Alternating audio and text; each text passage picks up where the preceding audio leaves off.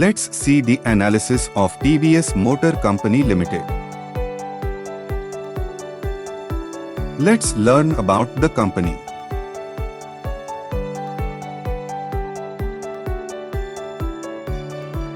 See company overview and pros and cons.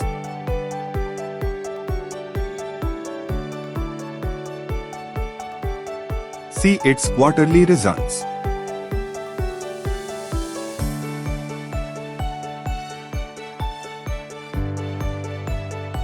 See company profit and loss.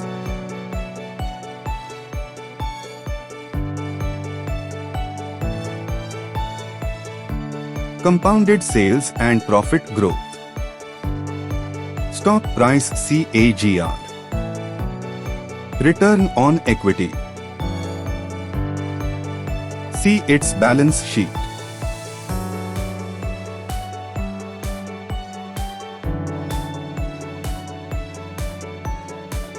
See shareholding pattern.